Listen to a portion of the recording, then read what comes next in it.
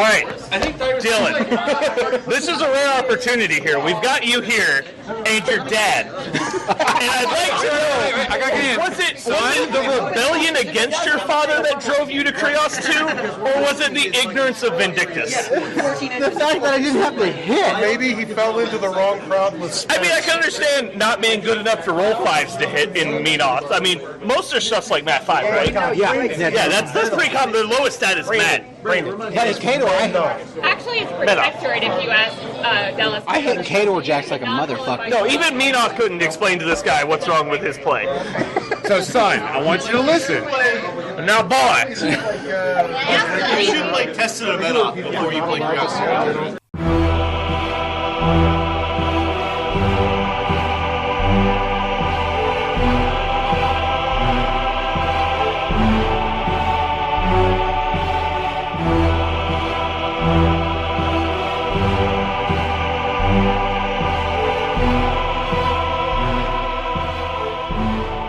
Hello, welcome to Learn to Wargame. This is PG Mulus. Brandon. You see how I did that? Switched it up. You weren't ready. It's okay. This is Karl. Get some composure, damn it! Or Karl. Or Karl. On Facebook. Or is he prefers Coral? Yep. He prefers. Just tell him all your Karl jokes. It's great. Yeah. Never heard him before. I hope it turns into the pirate joke thing. We're not that big. I don't know. Wanna be? Probably not. I don't think I do. With Jeremy, I don't really care about anything, so shut up. Yeah. Especially I go by PG Mulus on the forums or on Facebook, the Dick and the Scorn memes group. Yep. That's true. I like that all the positive people came over to the page that solely makes fun of Scorn. And those people are more positive than the entire Scorn group put together. Are there positive people in that group? In which group? Well, yeah, that's a good question. Actually, yeah, you answered it for me. All right. All right, so we're back. We had some difficulties recording thanks to Karl. We're back at it, and we're going to talk to you about all the things that we've experienced since last time. Starting with how we decided to drive to Texas at 5:30 in the afternoon, and it worked out great. It did. It worked out fine. So we went to Clash for a Cure in Waco. Is this the first year it's been in Waco? No, it used to be in Waco, then it moved to Killeen. Oh, okay. Which is further south. And it was in Killeen this year until they canceled the hotel, and then it moved to the game store in Waco. All right. So Clash for a Cure is a tournament they put on. Rich and the guys from Waco actually put on every year as a fundraiser for the American Cancer Society. And it's a pretty fun event, too. They have a pretty sweet raffle at the end of it with a bunch of well-known painters that, like, one guy gets to win. We can talk about that later. They also do the Texas Masters final there, so all year they have, this is the second year they've done it, but they do qualifying tournaments all around Texas, basically. And Kind of like a mini invitational. kind of like a mini invitational, yeah. Almost as cool as Casey Masters. Almost. Before I moved to Kansas City, I'd won one of the tournaments, so I wanted to go to the event and play the Texas Masters, and we did. I won the first 2 rounds, lost in the 3rd round to the guy who ended up losing to the guy who won the event. Good. All right. Clash for Cure apparently has a reputation that Karl didn't tell me about. I sure didn't, and I should have. I feel like Zerkova 1 would have been in order. Apparently they're known for having very exceptional terrain. I would say excessive terrain, but I don't know if the quantity was excessive as much as the quality was excessive. I think the tables... The majority of the tables were honestly, in my opinion, fine. Yeah. The problem being that there were select tables that were not, and to an excessive point. Yeah. I saw one guy got paired on the same table like 3 times, and he was playing on anyone that knows about the Battlefield in a Box train by GF9, if not, go look it up. Gale Force 9 makes it. It's really cool sets of pre-made resin terrain that's pre-painted. And there's an Elven Fantasy City set that has this really big tower. It's like 4 or 5 inches across, which alone is fine for Warmachine.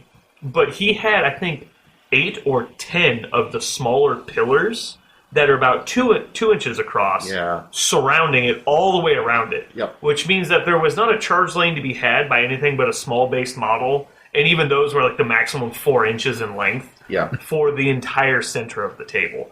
And beyond that, there was huge forests. Yep. I also saw a Retribution player that had 2 full units of Sentinels play on a table in which there were 4 forests. And so 4 big forests. To explain the size of these forests, Sentinels have Relentless Charge. After Vengeance, they were still about 5 inches from the edge of the forest, so they couldn't see out the other side. Yeah. This is after they ran into the forest. So they run into the forest, then move another 1.5 inches, so they move 7.5 inches, and are about 5 inches from the other side of the forest. And it was all like 10 to 20 inches away from his table edge, so he couldn't really... Yeah, there was... And the gap between the forests was like 4 inches. Yeah, it was... So that table was bad. He was really kind of just pigeonholed into run directly forward and die. Most of the tables had a lot of terrain, but they were... I don't know if it was just on accident or if it was I played on a out. table that had a river all the way through the center, on the horizontal line across the table, and then had streams branching off of it. It had like 5 streams that went to the board edges vertically. So it was like a big tic-tac-toe board doubled next to each other across the board. And I played on that table twice, and it was honestly fine. Yeah, that table was fine. Like, when both players are dealing with it, it's not that bad. Especially when they each... Because we had bridges to go over the large portions. And there's nothing blocking charge lanes. There's just... Right, it's just difficult terrain. Pathfinders. Yeah, so you can see stuff, you can shoot at things. I mean, it's kind of a shooting gallery, but we had a bunch of walls. Like, it was fine. It was a little, heavy, but it was fine.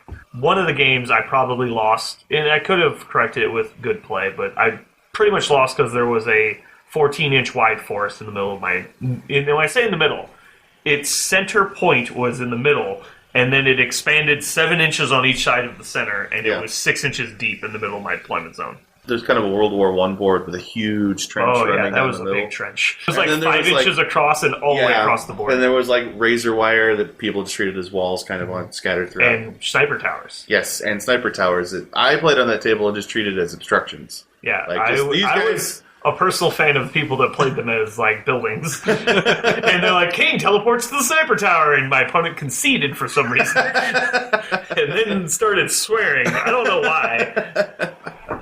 Yes, that was pretty much some of the tables. Like, if Wormwood played there, he was basically an auto-win into anything that didn't completely ignore the forest in every way. Yeah. Because there was many tables where his 4-inch forest turned into a 14-inch forest. Just that, because there's 2 5-inch forests within 4 inches of each other. So you're like, I cast spell, game. I'm good at this game. It was really bad. And then on top of that, there was a lot of forests and obstructions, like large obstructions in the middle. Like, one table had like 6 small buildings that were like 5 by 5, just all over the table. Mm-hmm. Sounds like my kind of setup. Yeah. So I decided to see if we could recreate that here in Kansas City, but that's another topic. I'm glad I took Malakov with Veil of Mist, because if I didn't have Veil of Mist, I would have definitely lost more games than I did. See, Malakov OP. He is really good. There was a steamroller on Saturday that qualified you for the Masters if you aren't already in. I played Veil 2 and Saren, which is 2 lists that I kind of wanted to try in the tournament setting. I was actually pretty happy with both of them. Mm-hmm. Veil 2 is obviously good, still. Saren, I think there might be some gold there. Mm-hmm. But Saren seems better than she looks. Yeah, it needs further investigation for sure.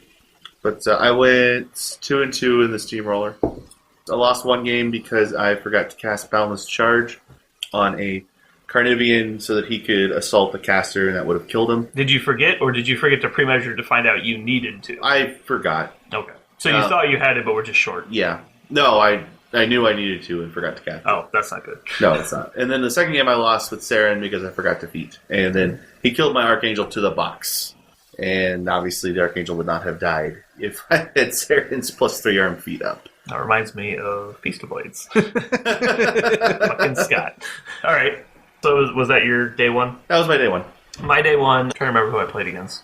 I know I went X and 1. I played against Thyra. Was it 4 rounds? It was 4 rounds. It was right? 4 rounds, yeah. There's 2 that's 16-man right. heats. First round I played against that Crix guy. I was legitimately afraid of his list pair. Thankfully, I think he chose the wrong list, or else I probably would have lost.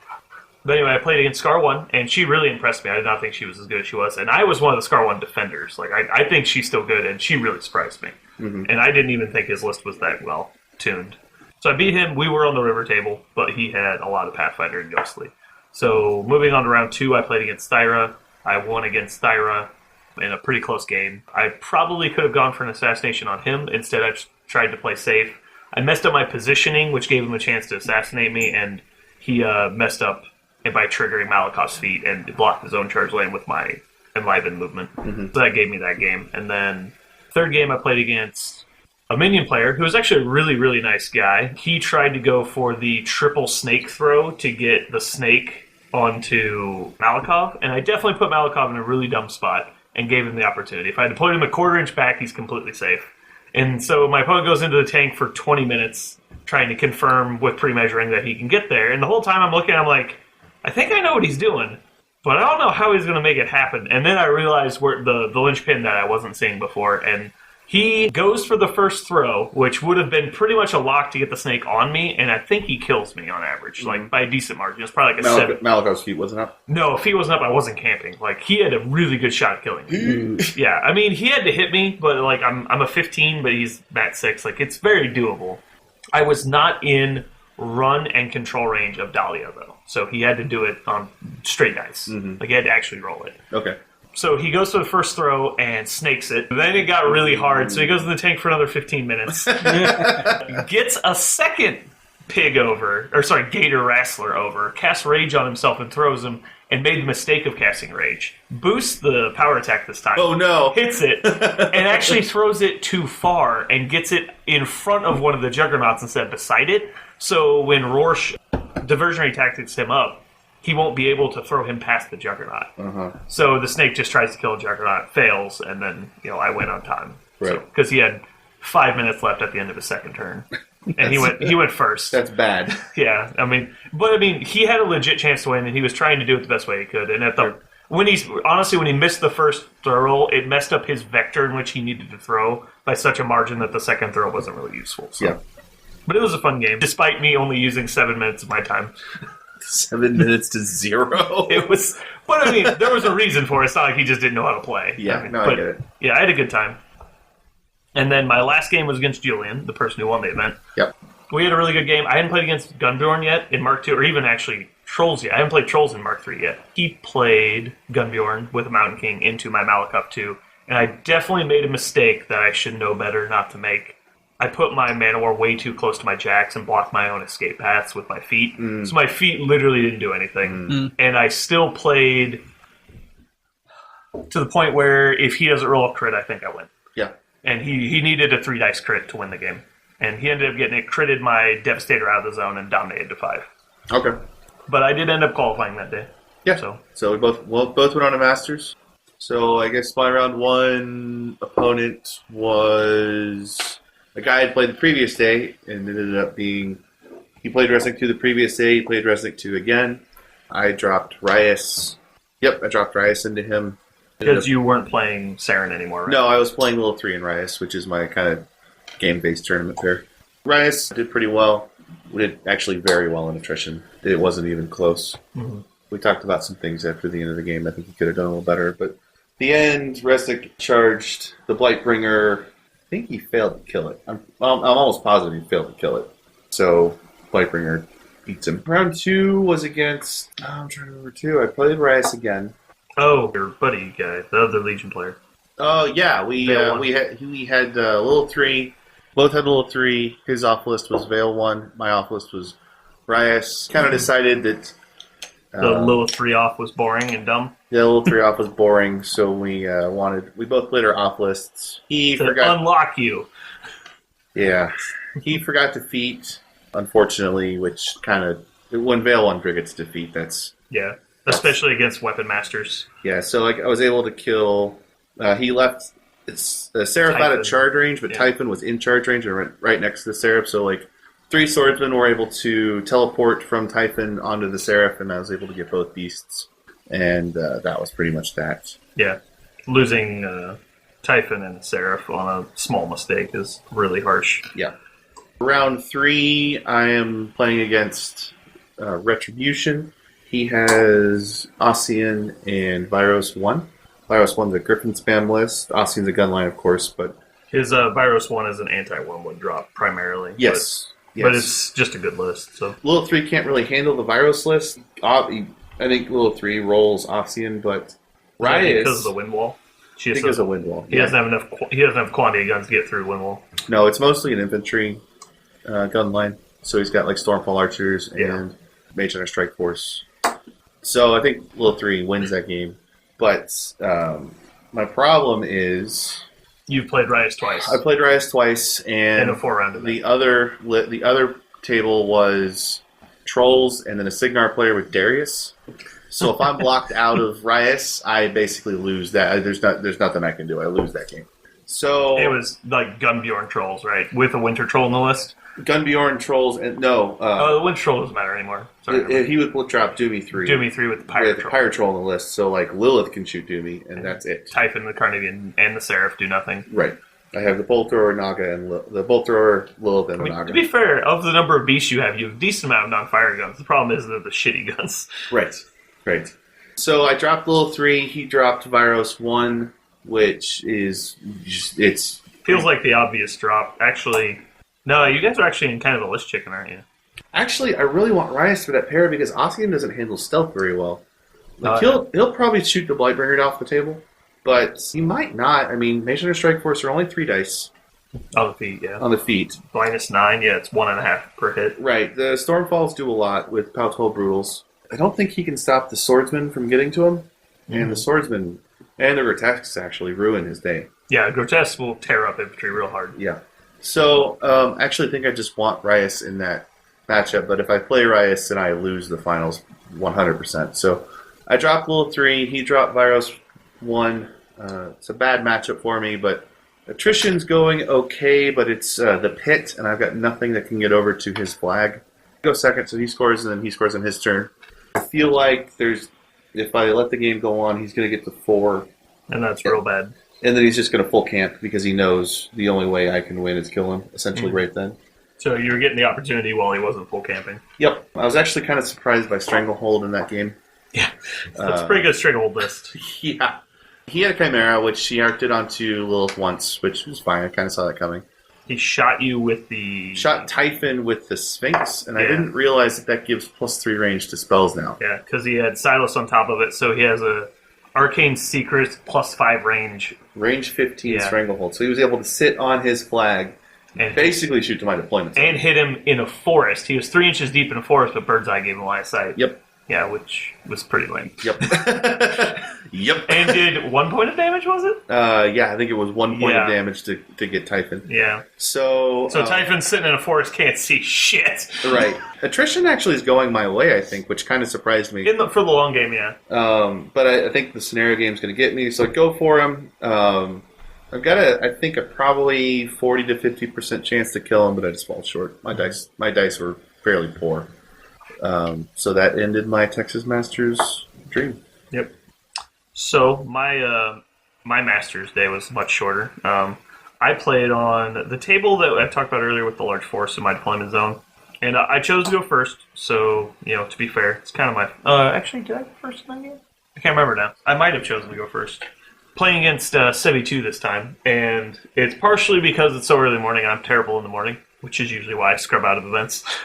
We get there and we're set up, and it wasn't like we jumped right into the tournament, but I didn't read his list because it was the same Menoth player that I played in the day before. So I expected him to drop Thyra because I was pretty sure he was convinced he only lost because he messed up with the feet. So I figured he was just going to basically try another run at it with better play. Mm-hmm. So, but he dropped Sevi 2 into it, and I was just looking at the board. I'm like, okay, well, you've got 2 Reckoners and Blessing, but then everything else is just kind of hanging out because it's all slow stuff. So I was like, okay.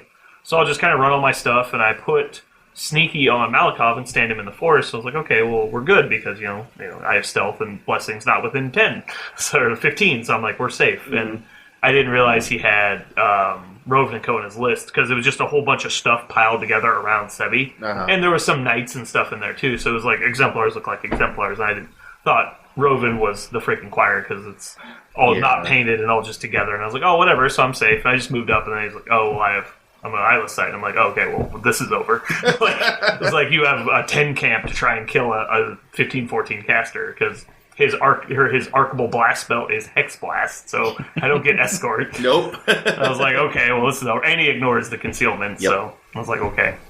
It's like, it's going to be like a 10%er for me to live through this, and even if I do, it doesn't help me at all. No, because that kill does get you next turn. Yeah. Yeah, so I just wasn't really paying attention, and there's no need for me to go naked. I cast a couple spells I didn't need to. But also, there's really no way for me to hide on there, so at some point in the game, I have to give him that opportunity, because he has awareness, which lets him see through my cloud and the forest on the table. And there was no cover on my side of the board. So that's rough. So I'm a 15-14 wherever I'm standing. I just have to camp a bunch. So what you will hope to do is give that opportunity on turn 2, but then feet.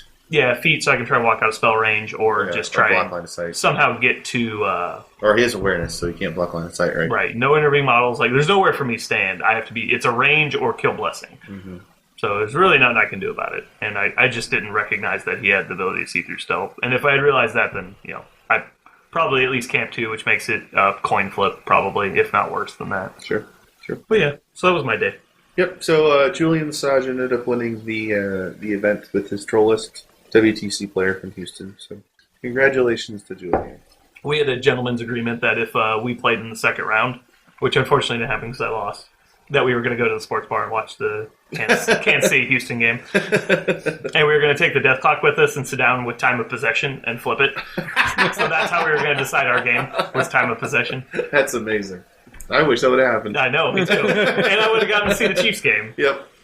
But yeah, it was a good day. I had fun. Yeah, it was a good tournament, good event. So the raffle went off pretty well. There were some very beautiful models in the raffle. There were.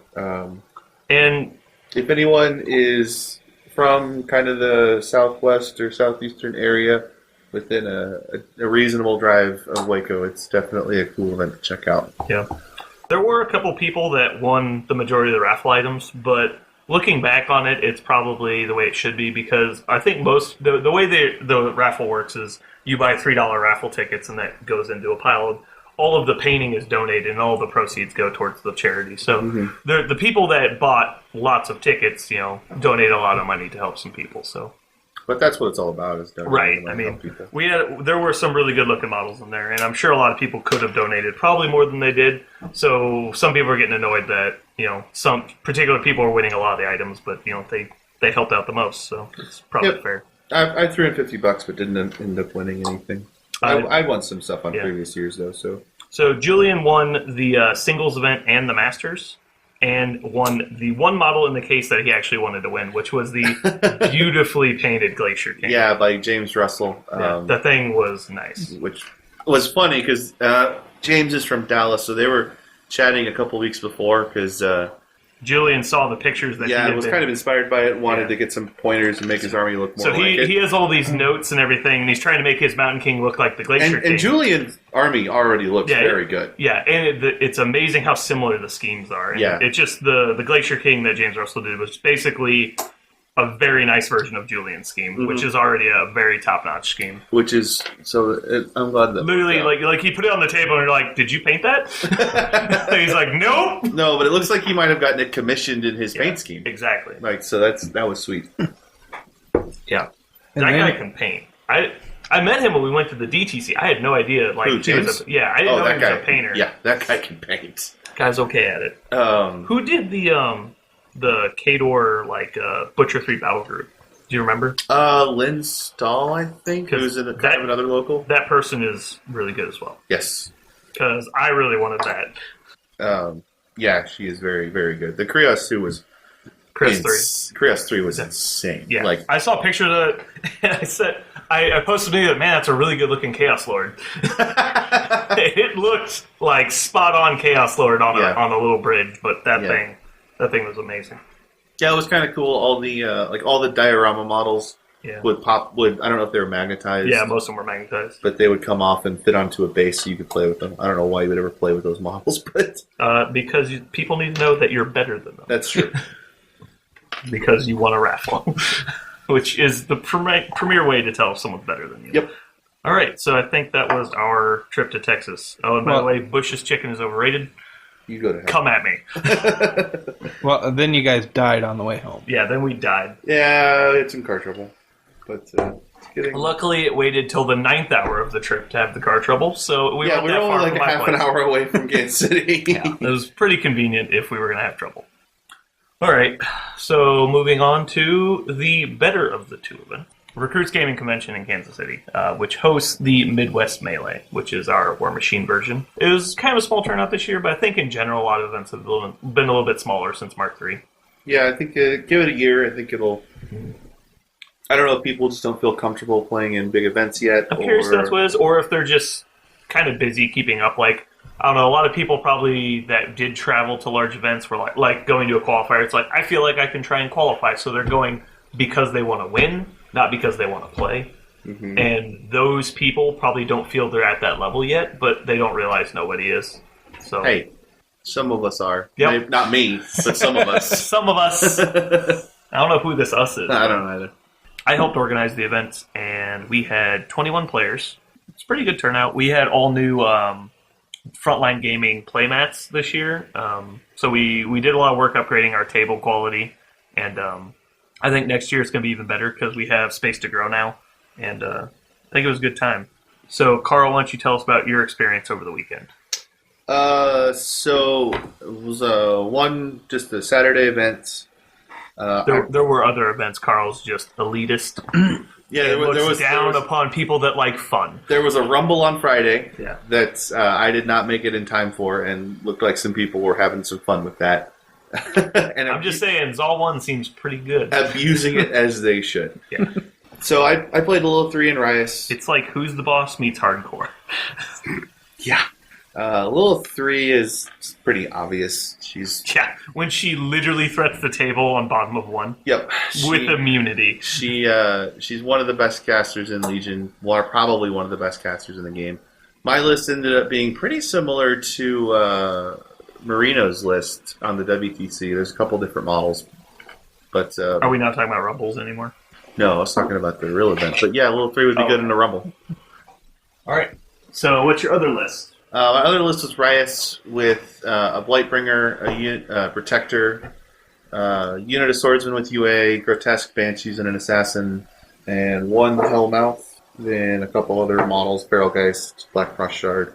That list is primarily designed to beat Jack Spams, which is really the only thing Lilith can have trouble with. You can say it right. Me. Yeah, no, Brandon. pretty much built that list to beat Brandon. No, I played Rias for years now. I played her in March. Well, I played her for probably How are your Iron Warriors doing? 2 years. My what? That was the inside joke we always had is, I've played Iron Warriors since, Alpha. Like, yeah, sure you did, Yeah. you fucking asshole. That's why you're painful. That's why they look like Alpha Legion, you piece of shit. You borrowed your basilisks from that jickhead over there. That's what I had to deal with my rank 40k tournament. So Right. it's still, buried deep. It's not very deep. It's pretty deep considering how on the surface it used to be. Anyway, I played Rias last year with the Blightbringer and Blighted Ogren. Blighted Ogren are kind of terrible now, so modified the list a little bit. Rias got some cool buffs. She got a power buff, which is pretty cool considering how often she gets to actually charge things. And Rice? She don't have the power. Yeah. She used to be POW 12 up master. What's she now? POW 13. Matters. It does. Especially in posted games. Yeah, especially when you one-shot a Stormball. Yeah. Just give him Rias' sword. It'll be fine. That would be fine. So, round 1, played against a Rhett player. He dropped Virus 2. I dropped Rias. This time I got to actually drop my anti-Jack list into the Jack list. How'd that go? It went pretty well until the He end. won, Brandon. I did win. I thought that looked a lot closer than it should have been. Attrition was definitely in my favor, but and scenario was in my favor. So guess what happened? So he went for an assassination. He had 2 Manticores and Discordia. First Manticore rolls. I'm camping 2 on my flag in Mosh Pit. So he rolls up, and the Manticore rolls 3 shots and hits all 3 of them. rolls a 5, an 11, an 11 for damage, unboosted. Well, 5 probably evened it out. Yeah, didn't. So that burned through my 2 transfers. And See how that could happen. yeah. The other Manticore walks up, but walks into the champion's countercharge range. So it gets countercharged and engaged. Is that why you had me measure it? Measure what? You called me over to measure gun range on something. No, that was Discordia. Okay, I didn't know if you were like, make sure he's within range so I can countercharge him. Because I didn't really look at the board. No, there was no way that Manticore could have been in range and not in countercharge range. Okay.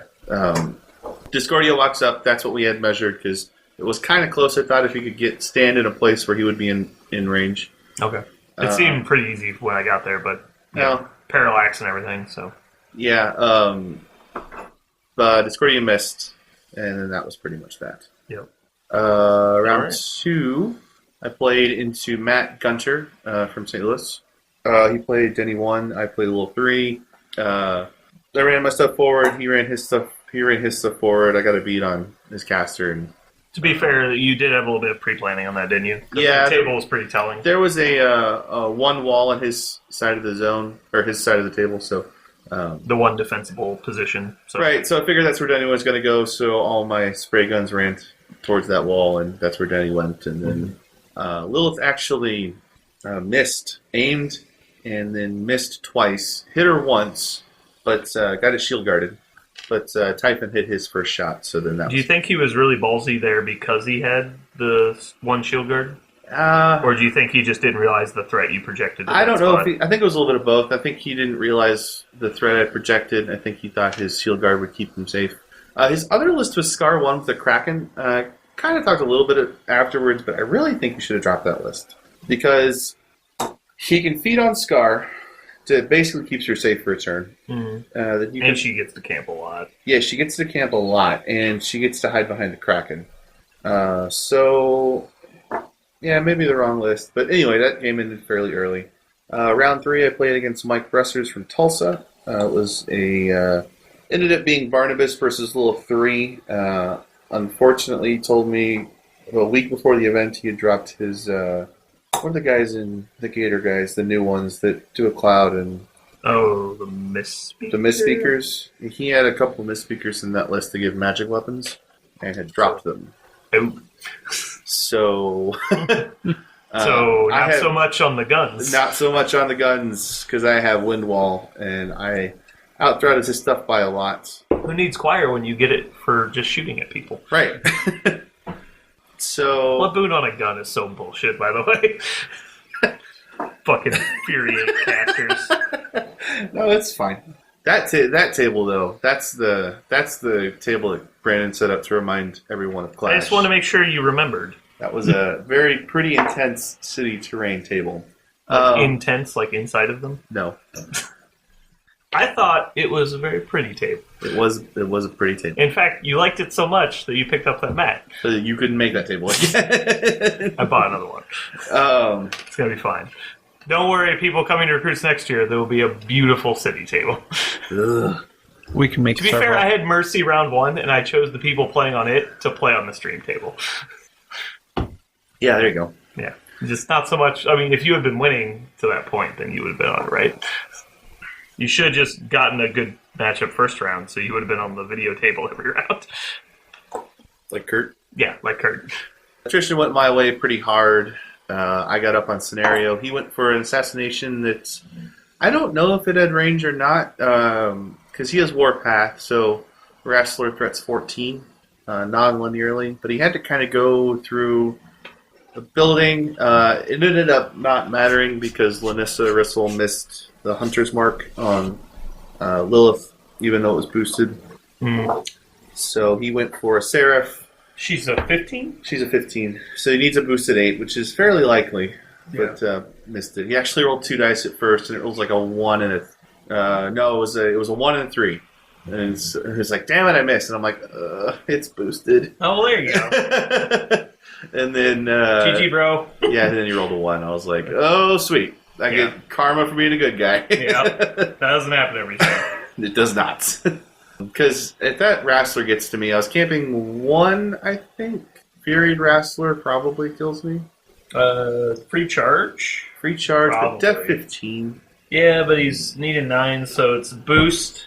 No, it's probably boost. You had 1 transfer? I had 1 transfer. So it's boost hit, free boost damage, boost hit, then buy and boost hit. So he's got two He's hitting you twice at POW 19? So +1. Actually is not as... It's not great, but I mean... It's not great. But to do it, he kind of had to leave. Barnabas didn't have Warpath up, so he had to cast it. And so he's going to 1 for this. No, he was empty. Oh, well, there you go. So it was kind of hard to get line of sight to him around the building, but I was able to get there and kill him. Mm-hmm. So that was a close game. So then go on to the finals versus Chris Collins. This game is recorded and probably posted soon, but nope. We don't post scrub games. Never post games. Okay, that's fine. No, we don't post the Just for the record, the St. Louis crowd did show up. They just all got beat by Chris. They actually did. Yeah, he went like 4-0 through them. all but one. Yeah, he beat everyone except for I can't remember who. I think they actually played each other in round 2. Oh. So they knocked one of their own guys out, and Chris knocked like 3 or 4 of them out. Lasso, I think, then. Probably. Well, Brad and Kurt played each other second round. Oh, yeah. Okay. That's right. Yeah, that happened. It was a K-Door off. No, Bresters and Lasso played, so that must have been it. Must have been Brad and... Yeah. They had a good day, but I mean, they just didn't make They had a good day. I was actually pretty nervous about Kurt's list because we were in the list chickeniest of list chicken scenarios. Like, there was not a 90-10. There was not a game that wasn't a 90-10 for one of us. That way you literally coin flip it at the We table. were going to ship Captain Crew if you didn't have a problem with it. That would have been fine. But as long as you, like, if you're going to do something like that, talk about it on the film and explain why you're doing it. Yeah. Like, I would basically do ship Captain Crew for list selection. And then, if you wouldn't mind, play the game. Because you never know. You might get the 10%er. Maybe. So it ended up being Baldur 2 versus Little 3. I probably could have dropped Dryas, but I was worried about Rockwall. I was also, his other list was Wormwood. He had said that he didn't want to drop Wormwood into Little 3, but I didn't want him to next level me. And I thought Little 3 could still play into Baldur 2 reasonably well. Ended up being the case. It was kind of a mistake-ridden game. He charged a beast out of control, and then I charged a beast out of control. I thought I had a bottom of 1 assassination on him. So we put a proxy base down, checked range, checked line of sight, and it looked like I had it. So I played my turn, or we agreed that I'd had it. Played my turn, activate Lilith. You basically activated 2 miles, ran them out of your way so that you could get to that position. Yeah, ran them out of my way. And then didn't have movement to that position. Yeah, so we checked it again just to like double, triple check, and then I didn't have it. And we spent a long time checking it, and it just wasn't there. I don't know what happened the first time, but Chris was pretty gracious about it because we'd agreed upon it. So I moved a model back to my starting line, and then kind of reran it, and then continued on with it. Because the only reason it was there was because you expected that it was completely pointless to the game, and it ended up not being. So, and it was in your way and trapped you in your deployment zone. So Lilith trampled over and killed a Sentry Stone, and then don't want to go through a blow by blow, but ended up winning that game and qualifying for Machine Weekend. Yep. Good job. Yeah. Car ran real good. Yep. Chris is a cheater bitch, and moving on. Chris is a cheater bitch, and he knows why. Just so everyone knows. Just so everyone knows. If you're going to use an ability on your model, make sure it doesn't prevent other abilities on your models from working. So don't take Purebloods with Baldur 2, because they don't get roots. Well, unless they like standing still a lot. Yeah, so they... it didn't matter to the game. We didn't even realize it till a couple days later, but he warped Spell Ward on his Pureblood to turn 1, and then cast this is why I should have been able to devote 100% of my attention to the game and yell at Chris on first turn. Because for a majority of the game, I was standing there, like, pointing out things that were being done wrong, but I wasn't there on the first turn because I was busy setting up tables and tearing them down. Yeah. It was a close game. It was a good game. Recommend watching it. He got some bad dice at some critical times that helped me out. Mm-hmm. But, ended up taking it home. But more importantly, how many mountain attacks did you buy with Little 3? I should have charged into Balder and bought one mount attack, but couldn't kill the sentry stone that was blocking. The ruling on if you can buy mount attacks or not came down the day before recruits. So, and then in the finals, it actually almost mattered because on the final turn of the game, the last activation, Lilith 3 was considering charging Balder, and she's like, "Well, I got to get in that trench anyway, right, to ignore cover." And she's like, "Well, if I charge him, then I get to buy one attack because The problem being that if she actually doesn't kill him with the gun and she still has Fury left, she's done because you can't buy gun attacks. So it's like charging him because she has dual attack actually gives you the option. Right. So it's kind of buff to level 3, which she probably needed. Yep. She's not very good. The reindeer are going to do anything anyway. Yeah. They're going to give you fuzzy horn attacks. They're she's Mat 5 or something. It's not good. Yeah. It's okay because he's weight of stones, right? Depth 13. So we'll kill Balder 1 and then turned around and killed Balder 2. All right. So moving on. Next topic I think we have is talk about the WTC now. Sure. It stands for statistics.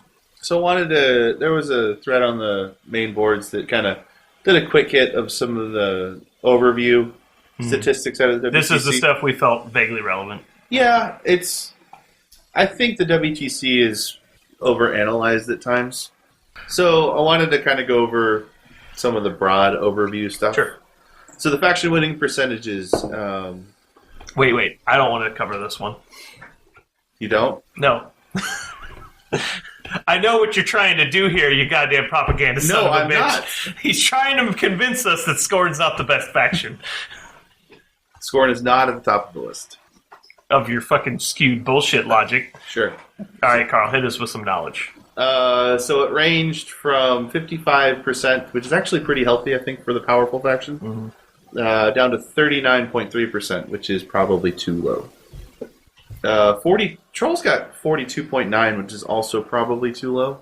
That seems really low for how good I know low. Trolls are. I know. I'm confused. It's okay because one of the extreme problem casters is, in their faction. Yeah. As well as just good things. Circle was 55.5. Signar 53, Retribution 53, Menoth 53, Legion 53, Minions 53, Mercenaries 48, Crix 47, Convergence 46, Khador 46. Khador's bad. Surprises me. Actually, if we look at this list, the thing that surprised me the most is all the good factions are below 50%. I think this is inverted. Are you sure you're reading it right? Legion's 53. Yeah, so they're bad. I read that online. It's true. But legitimately, most of those numbers are pretty healthy considering them. Yeah. How small the sample size is. Yeah, I agree. Is there a list for number of players per faction? Is that there is a wins and losses. Okay, so we know that each player played 5 games, so just add up the number and divide it by 5. Sure. What's the win-losses for Scorn? They were the lowest. Okay. No, that's not true. Minions were lower. Mercenaries were also lower. Scorn is 37 and 57, which means there's probably a drop. All right, so that's 94 games divided by 5 is roughly 19-ish. It's less than 19, but it's roughly 19. So 19 out of 250 players. Yeah. So 250 divided by 19 is 13%. Mm-hmm. Actually seems like a decent amount. Oh, no, because it's only... I mean, that breakdown was posted on the Warmachine, the WTC blog, of how many casters were players were playing each faction and what percentage of the total they made up. I guess I could find that if it was. Yeah, I tried to read it, but I think some of the pie charts were fucked up because certain factions just weren't. They were. I thought Scorn was actually below 13%. I think they were. 13% is noticeably above what their fair share should be because there's 12 factions. Right, 12. But I guess once you count Mercs, Minions, and Convergence as sub factions, and you give them 5% each. They definitely had a pretty low. But even if you count them as one, that's still 9 factions, 10 factions. If you count all 3 of them as one, which should be bigger than your normal faction at that point. I'm pretty sure 13 is too high. I think it is. I wonder if the number's just off. But yeah. Maybe I'm wrong on the number of players. How many teams were there? I think you are. I just guessed 250. That's probably the flaw in our math. Flaw. I think it's... Jeremy, why'd you guess 250? Wasn't it 64 teams? Which is significantly more than 250? That's 320. So let's say When we say how many 19. was it? No, 19 players Yeah. divided by 320. That is 320 divided by 19. I'm like, that's a really small number. That's 16.8% according to my calculator. Your calculator's wrong. 19 divided by 320 times 100.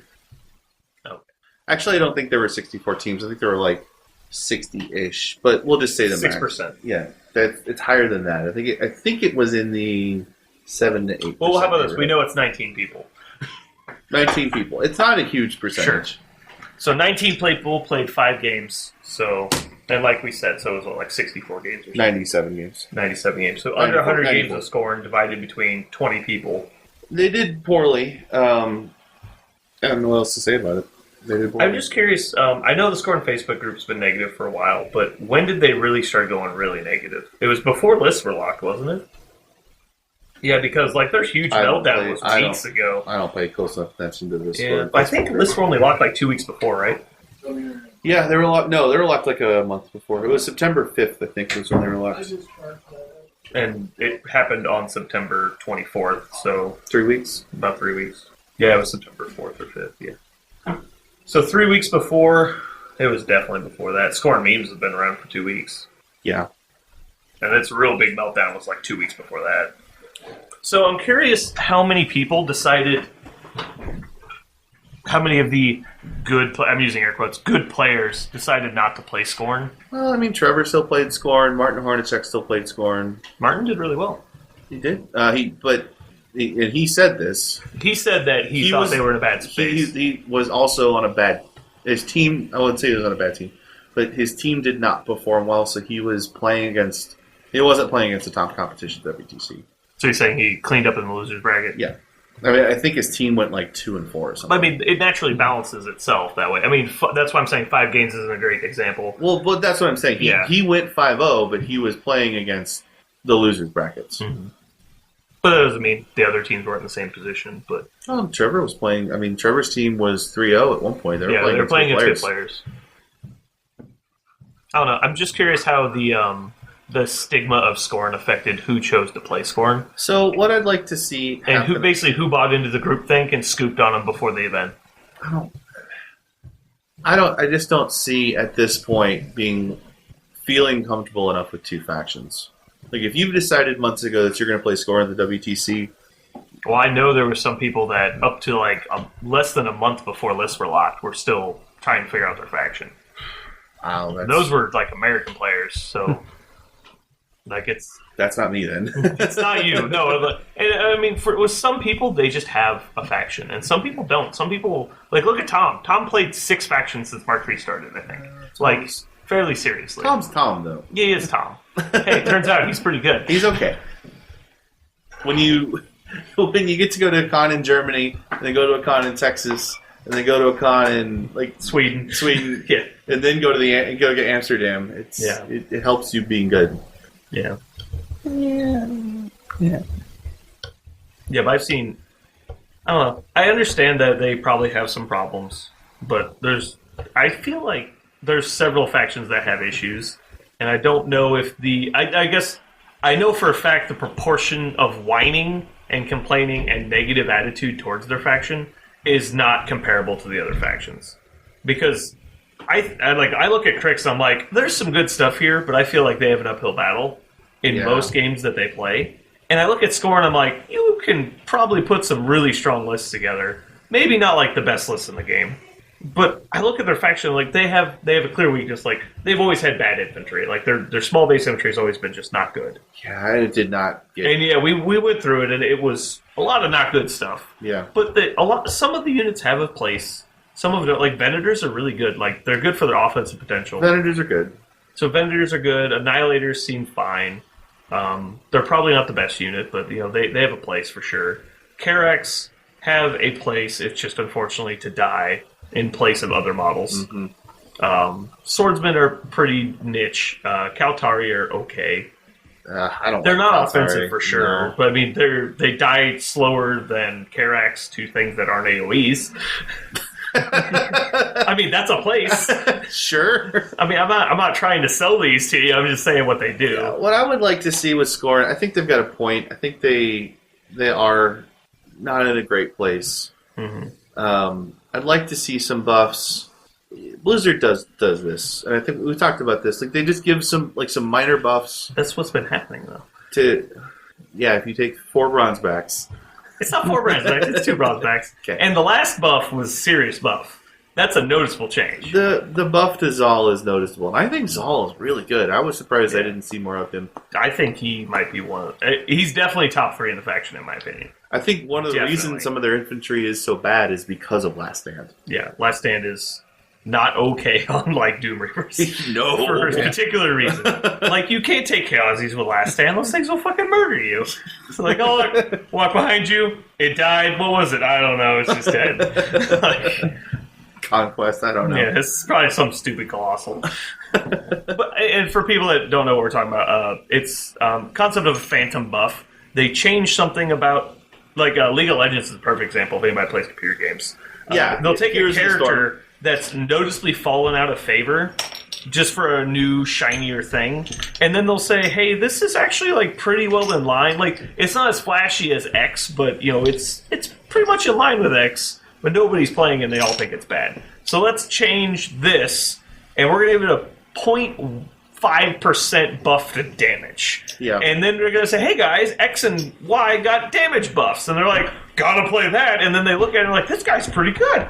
Like, good thing they fixed him and they did fucking nothing. League of Legends. And then he immediately becomes, like, the greatest thing ever. Like, that happened with Olaf. I don't know if anybody actually plays League of Legends, but I played that character for a long time. And that character went from completely hated in the game to the best thing ever overnight because of a buff that basically never happened. Well, League of Legends also did the other thing where they, in a patch notes, said a character got nerfed, never actually changed him. Yeah. And the community, like, Shunned. just shit on him. Yeah. He's like, fucking garbage, worthless piece of crap. You can't even play him now. Look how bad he is. And you're like, he didn't change. Well, the patch notes said he changed, but he didn't change in the game. Yeah. So, just like, nobody played him. Obviously. And, yeah, no, it's all group thing, and that's one of the things that pisses me off more than anything. And with some degree, it needs to be there. Like, it needs to be there to guide the people that are not very good at judging or assessing models. It needs to be there for the people that are just getting into the game. Yeah. The problem is when... I don't know if it started because of particular people, like, got on their soapbox and started whining, or if just everyone at the same time just turned to each other and was like, is this bad? And they're like, yeah. And then they just like, let's just bitch about it for the next 28,000 years. Yeah, the negativity is rough. It's like I played a bad faction for the vast majority of Mark II. I even played the good stuff in the faction, and I played to a winning record at tournaments. Like, it can't be that bad. You're not going to tell me it's that bad. Like, I played Karchev as my primary caster in Mark II. Like, and I ended with, like, a 60% win rate with that caster.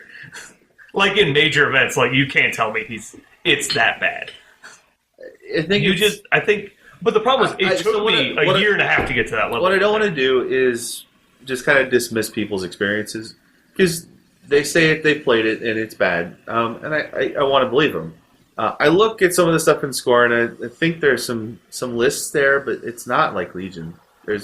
And I wouldn't even call Legion one of the best factions. Mm-hmm. I don't know. I understand that people have had the experiences. I want to give it a little bit more time. I do want to give it more time. Well, the problem is, at this point, all I see is just endless bitching. And I don't know if these people are actually playing the game or if they're just sitting around bitching. So I don't know if they're just sitting around bitching and, like, if they're actually playing the game and how many of them are just trolling. Yeah, but it's just toxic for the game, because why would anyone ever buy Scorn?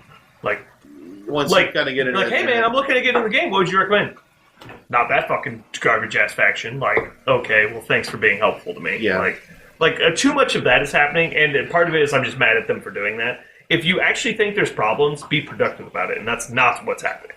Yeah, I kind of agree with that. Like, literally, you can get better discussion about how to fix things in the group that was made to make fun of how bad it was than the actual faction. Yeah, the piling on is what... I mean, yeah, they're bad. PP probably messed with some things. They probably need to be tuned up a little bit. But, I mean... But it doesn't... Part of the reason that makes me think that they might be wrong is, like, our first 2 weeks of playing Legion is you thought Legion was complete fucking garbage. I did. We played 40 games in, like, less than 3 weeks, and you're like, I'm out on Legion, and you literally put them down and played Crix. Like, that's how bad we thought Legion was. How does that feel looking back? Doesn't feel good. Doesn't feel good. Like, we Missed on that one. Missed. Like, 100% missed. And then we were just doing it wrong. Like, we were just 100% trying to play the faction wrong. Yeah. In addition to, we were playing them into one of their worst matchups and didn't realize it at the time. Like, well, we probably realized it, but, like, that's what we were playing. But, So, yeah. But even then, like, once we went back to Legion... it was like, here, play into Butcher with 6 or 7 Juggernauts you'd win. and or Karasloan with 8 Hunters. And Yeah. you're like, this is real bad. Well, but then when we went back, we'd start doing that matchup, and Legion would win. Yeah, we were like, no, this is actually over and okay. over. Yeah. Yeah, I think it's okay. That negativity does kind of stop that creative and innovative process, and yeah, it just doesn't help. The other problem is, like, and I'm not trying to call anyone out here, so don't take it that way. But every Scorn player I see that I respect that actually gives them a chance ends up saying that he thinks they're fine. Like, in person. Like, everyone I see, like I'll meet somebody that play, like the guy that made it in the top 8 at Clash. Like, he was playing Jason Hoffman, just some random Scorn list with Hexy 2, and like nobody had been talking about. And he got a new game against Wormwood on a table that probably had 2 square feet of forests on it. Yeah. And he was within- literally rolling a 3+ on one of 2 dice to win the game. To 100% win the game over. Yeah. On a final, on like a quarterfinals table. Like, that's not nothing. No, it's not, but... And he I don't even think he said he had that much experience in the matchup. I think it was the first time he played Wormwood. Yeah. So No, I think... I mean, Martin played Hexy 2 at WTC and cleaned up with him. I think there's something there. yeah, Hexy 2 seems fine. I've heard people complain about just just getting shot off the table, which, I mean, the reason I play Little 3 is because she helps with that a lot. There's a lot of gun lines out there right now. Yeah. I don't think people are prepared for the amount of boostable guns in the meta right now. I'd like to see a Rasheth list that just sells out on the bugs. I don't know if it works, but... Or even, like, Xerxes 2 with the bugs. The soldiers? Yeah. Or just either, really. I was thinking... Signs of Importance on the guns is still good. I was thinking Sentinels, but yeah. Yeah. I think either works. I like the soldiers. I've always liked the soldiers, though. They seem pretty good. And they used to actually hit harder than a Bronzeback, and they didn't get nerfed like Bronzeback did they? Like, they're unchanged, right? I don't know. I don't think they changed. I'll look at it later, but they seem fine. So They're 18 points, which is kind of pricey for a Speed 3 beast. and Speed 3 sounds bad, but I don't think it's as bad as people think it is. It's -1 speed on a Titan. So how far do Titans go?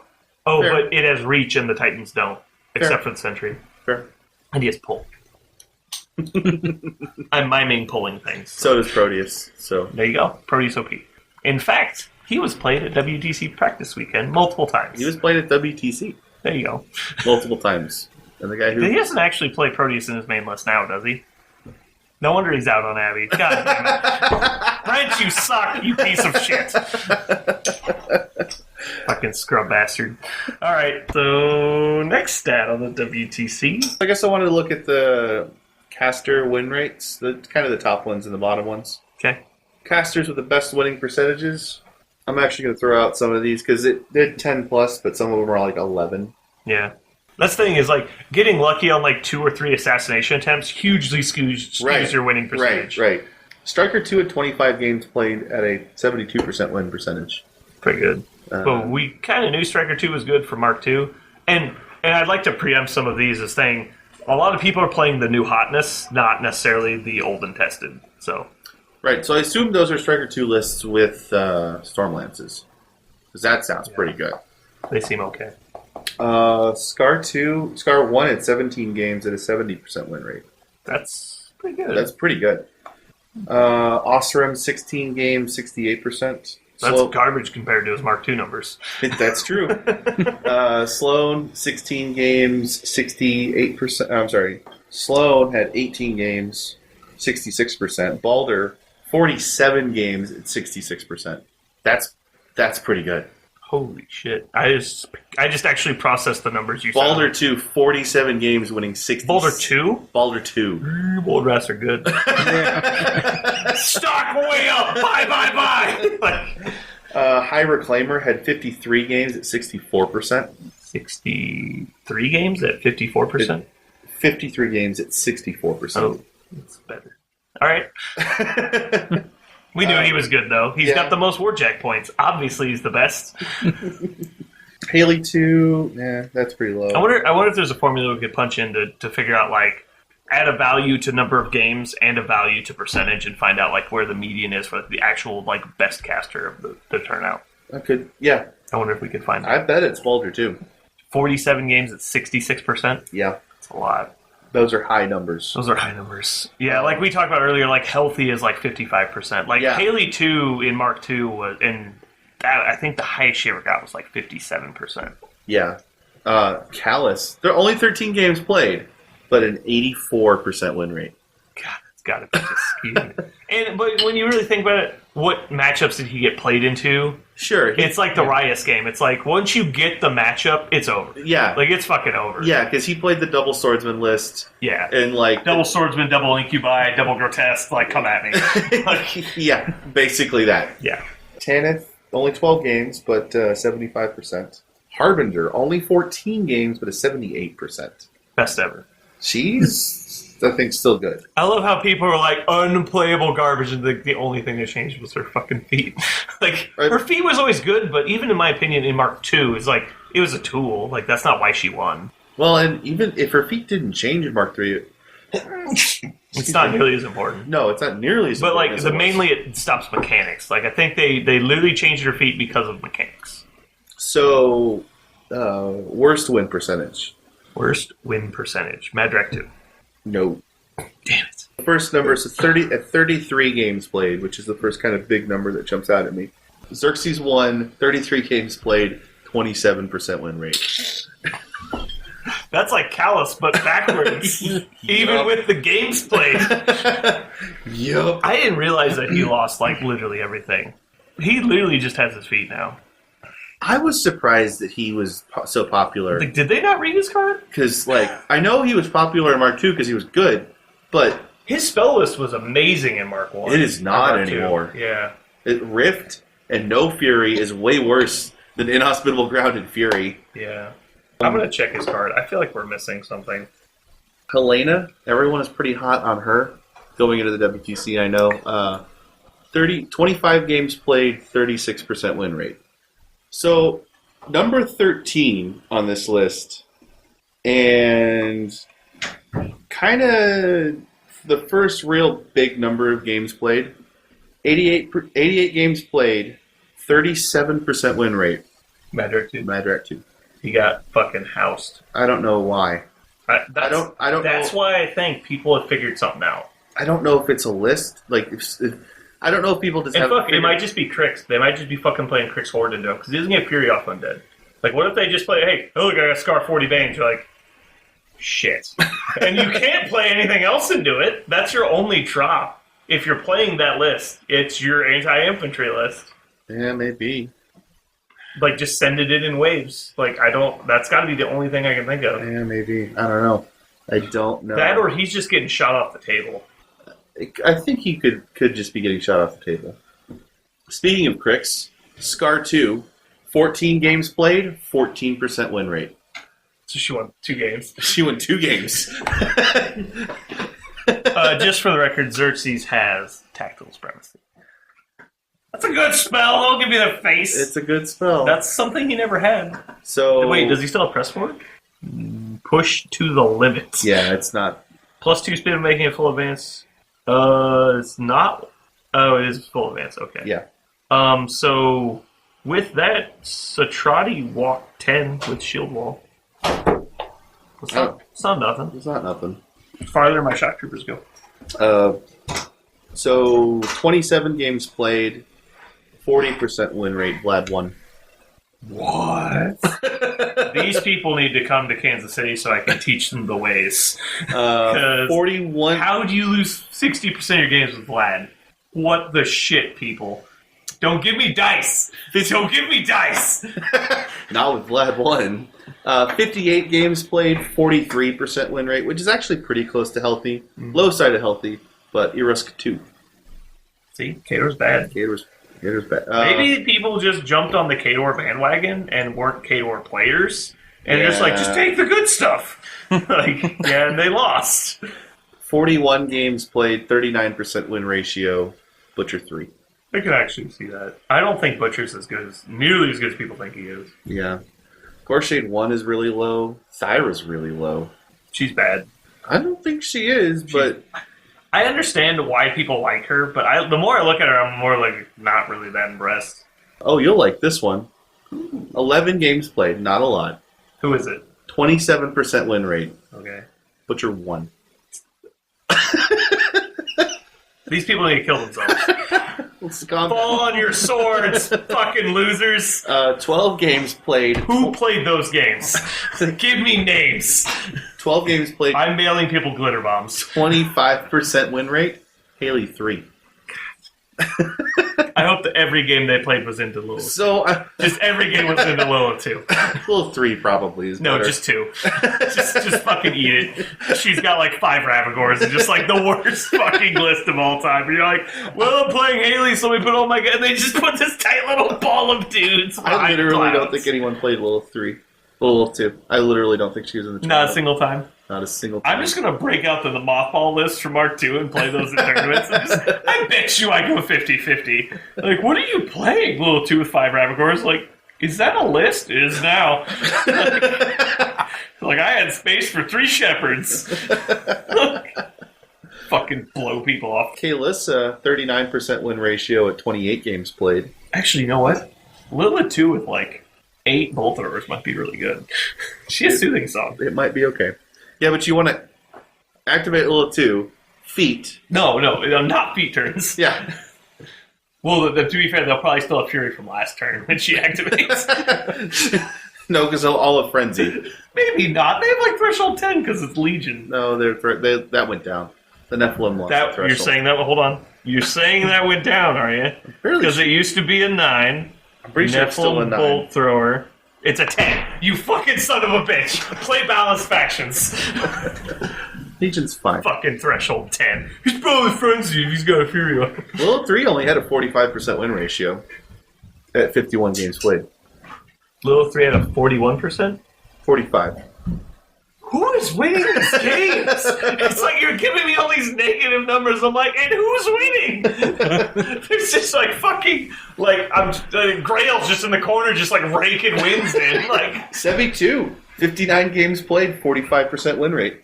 I tell you, people, I think everyone's on an even skill level right now. They're not good enough with the quote unquote good casters to get the advantage, and they're getting beat by people that were ready for them.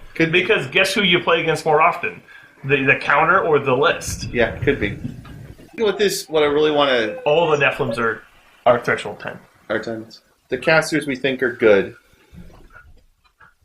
So I think this just illustrates the WTC stats. Just take them all with a grain of salt. Huge. Oh, grain of especially salt. because we're not talking about random picks. We're talking about you got directed. put into a list that someone thought they could play. So into. that's why all these good casters are on the lower end of the... Yeah, like, also remember, when you're considered to have the good list, they want you to take the hard matchup. They don't want you to play into the easy guy. That's Right. what their fucking Grail list That's is what for. Scorn players are Yeah, for. that's what Scorn players are there for. They clean up the afters. Who else is on your... Iron Mom got 22 games played. 40% win rate. That doesn't surprise me, though. Yeah. Denny won 31 games, 45%. It's pretty healthy. Lower than what thought. I mean, she piloted the Crix army to a 45% winning, and you're thinking that's bad? It's true. I mean, when you apply the modifier, I'm really impressed. Like, when you apply the negative 30% Xerxes 1 modifier, Scorn got 39%. That's impressive. Like, out of their 50, they lost 30% for having Xerxes 1. And then got that high? That's actually true. Xerxes 1 accounted for one third of their games? No, yeah. Yeah, he was played over 30 times. No wonder they lost 50-something games. No, 60-something games. They had 57 losses. 24 of them were from Xerxes 1. Yeah, so, wait. Oh, so we have the numbers. How many games did Scorn win and lose? I have a pencil right here. They won 37. They lost 57. 37-57. Just So 57 Hold minus on. 24 is 33. They actually have a winning record if you take out Xerxes 1. so it was 37-57, and what was his record? 20. That was 9-24. Holy shit. So it's 28 and what is this? So everyone just missed on Xerxes 1. No, it's not actually positive, but it's fucking close. It's 28, 33, so it's 28 divided by 33 times 100. No, that's not right. what are you doing? Trying to get the percentage, the win percentage out of that. Oh, it's like 48 or something. Yeah. Yeah, it's super close. It's like probably really, really healthy if you just stop playing bad casters. Yeah. Well, Fist was good in Mark II, home curb. Yeah, good job. I'm glad you represent your country. Who played Xerxes 1? Not Trevor, not Hornacek. Oh, really? The good scored players, yeah. Yeah. You're stretching that a little bit. No, I'm not. Yeah, that's really interesting. Also, keep in mind that we're assuming they basically don't have a second list that was good. Like, Right, because you couldn't. Because if you played Xerxes 1 that many times... yeah, you couldn't have an off list that was good. No. And even on the list, the times that they didn't play Xerxes 1, unless they were literally one listing, their other list could have been things that fixed their actual problems. Like Reshef. We're taking this a little extreme, but clearly that was not a successful expedition. No, I think So if one thing we've learned about scoring from the WTC is that Xerxes... Defender's Word's not worth playing a backcaster. No. No. Xerxes 1 is still bad. Or is bad, right? Like, we're not wrong about... We can't be wrong about that, right? 9 and 24. He played 30-something games? 33 games. God. That's a lot of games. I wonder what he played into. Maybe it was a targeted list at something, and it just didn't work. Or maybe it was just throw to the Wolves list. Maybe he was like, well, we don't have a Wormwood answer, so He was like, Xerxes 1, yeah. go get it. No, because Wormwood's numbers were really even. Like, if he's preying on guys like that, then You'd have a lot of wins. he would be spiking really high. Maybe he was getting eaten by Callus. Maybe so. No, I think Butcher 1 got eaten by Callus. Damn it. I wonder what Karchev's... I didn't see him on here at all. I don't think he really got played. He's probably Oh, there he is. Was it like 6 games? No. No, actually, 41 games, 58%. Whoa, that's a lot. That's good. He went 24 and 17. Yeah, see, I think he was like 10% of the faction. That's pretty good. I wonder what he's playing. I didn't think he was... How did he do better than Butcher? Not even a little better than Butcher. A lot better than Butcher. A lot better than Vlad All right, 1. so we've solved it. Oh, have we? My list is undefeatable. WTC proved it. Scabrous 1 had a 59% win rate. Crows are good. They have to have crows on their list. I mean, I can't imagine. Virus 2 at a 60%? How many games? 41? That might be the best percentage. At that, no, it's still Baldur 2. He only had a 66, right? He had 66 at 47 games played. What's his? Just lost it. 41 at 68? No, he had less games. Oh. 41 at 60%.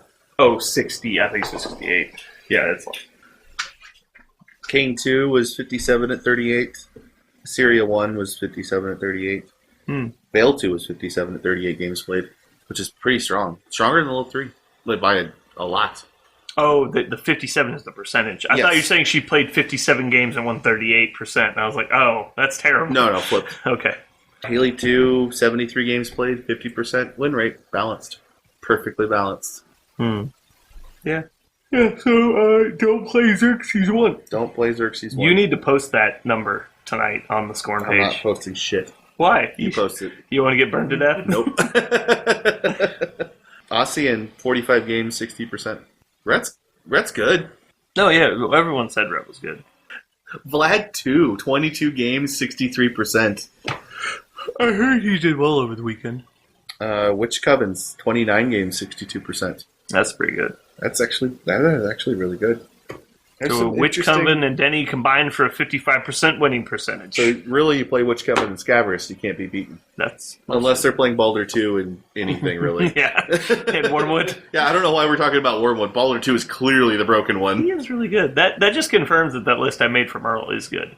The Baldur 2 Double Wolf Wrath, Megalith, Stones, and 2 Shapers. I'm almost positive that exact list was played at WTC. Almost positive That's of it. annoying to play against. I don't think Callus gets through that.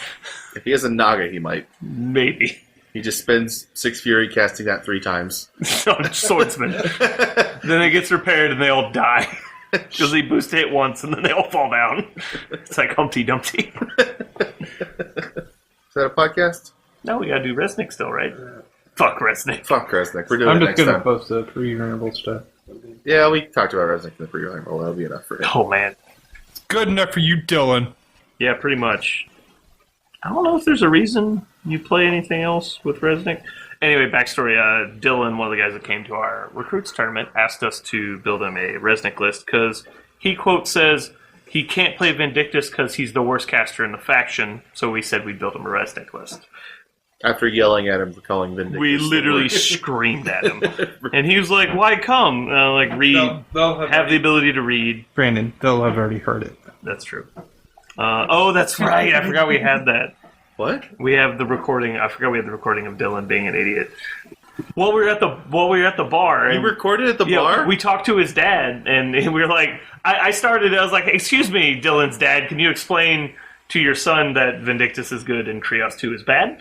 Because he's like, I just picked up Krios 2, so I think I can start being competitive with Enoch. And I'm like, brrr? Like, I know I've had 3 Long Islands, but come on, man. Like, you can't troll me. Guardians are probably the way to go.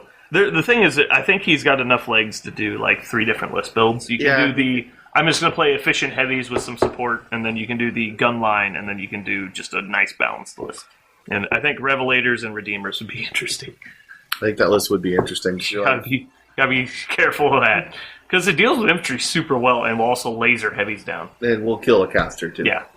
Don't let that get on your caster. You're like... That's like AIDS. Don't let that get on you. Alright, I think we're pretty much done.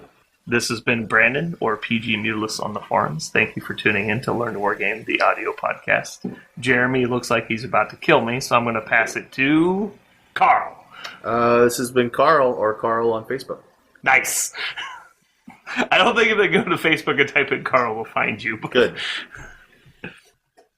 PM me, I'll send you the link to him. Okay. Also, remember to send him the sweet Karl memes. It's great.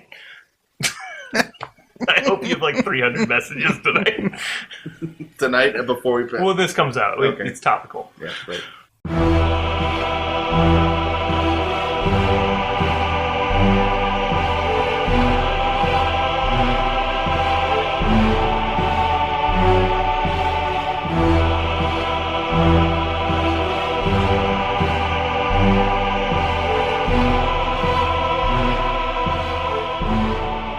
Yep. Are we good? Yep. Yep. Cool. Yep. Cool. Yep. Cool. All right, so that's the podcast. All right. And we're done. Car ran real good. Asking Dylan why the Oh, touched yeah. him badly. We asked his dad, actually. That was weird that his dad was at the bar with him. Mm-hmm. Most dads don't go to the bar with their underage kid and then watch them illegally drink. I don't think he illegally drank that. Well, I mean, you gave him your drink. I didn't give him a drink. You tried. I did try. But then... I fought it out of his hands. He's like, Somebody no! me. I was like, what the fuck are you doing? This man is irresponsible enough. Are we recording? Yes. Okay. I'm not going to discuss felonies that may or may not have happened on someone's watch if we're recording. To be fair, he stole the beer. That's not what I was talking about. Yeah. But Yes. Yeah. I mean, is that any worse than like the half dozen guys I saw smoking right outside the high school? maybe. I mean, they weren't drinking in the high school. How, like, right outside are we talking? Like right outside the door. Yeah, that's not good. I'm pretty sure they're Is more there a- lenient on tobacco than drinking. Is there a minimum distance? The property. Oh. You have to leave the parking lot. Oh, that didn't happen. Once. Some of them did, but once it gets dark out, it's like anything goes. It's like after dark. It's like Cinemax, like after 6 p.m. Like anything goes. Yep. Mommy, what's this? God damn it! Fucking unsubscribing Cinemax. Now I gotta go explain some shit to a 5-year-old. I'll be back. Yeah, Cinemax. Oh, like bad. what you do for a living, mommy. I never had Cinemax when I was growing up, so I went to Oklahoma for school and they had Cinemax. So I'm just like, well, they don't have HBO, so I guess we'll see what's on here. And I was like, never heard of this movie. Oh shit! I'm like, did I just accidentally buy something? And I had to double check. I'm like, no, this is just a channel. What the shit? I didn't know I could get these channels. I should go to hotels with Cinemax. That might actually affect where I get hotel rooms from now on. Nothing like And I watching. never roomed with Brandon Yeah, I was again. gonna say there's nothing like watching porn with 6 other guys in the room. Softcore weird porn at that. Yeah, I know. It's always like really awkward. Like, I can't speak English. And you're like, but you, okay. So what are we gonna talk about today? Resnick one for Dylan. I ain't doing that. Okay. That's all you. He is a caster. He does cool things. Alright, we won't do it. It's gonna be Brandon's fault. I think I'm Dylan's hero. I don't think he'll like say anything to me, even if we don't do it. We'll see. I'll be like, yeah, I didn't think we should have done I it. don't know. I think I finally convinced him that you're a piece of shit. Probably. I mean, I didn't let him drink at the bar, so maybe it was in Mark II. I was just on the outside looking into the competitive groups, but I feel like nowadays, was it this way the whole time? You look outside and they're just fucking 8-year-olds throwing shit and piss at each other, and you're like, what are, okay. Was it like that for everyone? Or was, I think the forums got worse. I never went there in Mark II, so, and then the Facebook group seemed a lot more helpful in Mark II. Maybe the forumites migrated to Facebook because people, they realized no one but them were I there. think that's what happened. Yeah, it's like, I think most of the Facebook groups are still okay. say probably about 11 of them are. 11 out of 12. I don't really pay attention to Crix, but it seems like Crix isn't burning down as much. Legion was never really burning. After the Insider, people were freaking out. But Proteus, one of the better beasts. You're like, You're like, they're like pulling the handbrake on that. They're like, no. But after we got the whole thing, it seemed to settle down, and everyone was like, "Oh, this is." Maybe there is some gold here, and then they put it on the table and they're like, "Oh, it's not nearly as bad as I thought." You see, in Scorn, they saw a picture of what it might be through a foggy window, and they're like, "Burn it down!" Like, we don't even want to know. It's like they saw Def 10 on Titans. I bet you they just literally stopped reading. That's They're like, "We're out. We're all out." And it's They like, are Def 10 now, aren't they? I forgot that. Is it Def 10 or Def 11? 10. 12 was always weird for them. Yeah, it was weird that they had the most amazing stat line ever. Uh-huh. I always thought it was weird that the fast dragon had lower defense than an elephant. With heavy armor. That was speed 4. Right. Well, the speed 6, lightly armored thing is no, just hit me. I'm not going to dodge. They removed a lot of the purifying effects from the game. They can still Eris not being able to shoot off your Kreia Animus. Just less purification in general. And the casters with purification seem a lot less obvious to take. You're a good caster, and that means you have purification. Now it's, purification is your good spell. Not like, look, you're fucking amazing, and they somehow misprinted purification on your spell card. Yeah, Harbinger's not nearly what she was. Yeah. Especially for her heyday when it was all infantry all the time. Yeah. That was silly, because Krios she's like, won. hey look, my stuff doesn't die, but yours does. Krios Wood is still really good, but I don't disagree with people not playing him. There's just so much good stuff I get out there. Angry when people say Chaos One's not good. No, I'm not saying he's not I good. know, but people are like, Chris One's not good. I'm going to hit you in the face. Krios Wood is very good, but there's a lot of very good things I'm not off right now. Yes, I would agree with that. Anything not relevant you want to talk about? So tell me about this movie with Tom Cruise and The Mummy. Brandon Fraser is too old, so they got Tom Hanks. Tom Hanks? Not Tom Hanks, sorry. Oh. Tom Cruise. The better Tom.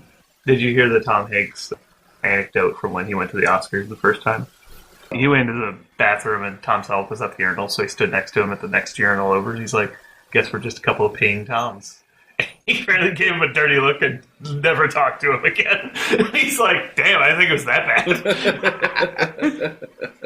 It would be amazing if he had no idea who he was and thought it was just some random dude. He probably didn't have any idea who he was. He's like, I'm fucking Tom Selleck, get out of my bathroom. I guess I am in your private room.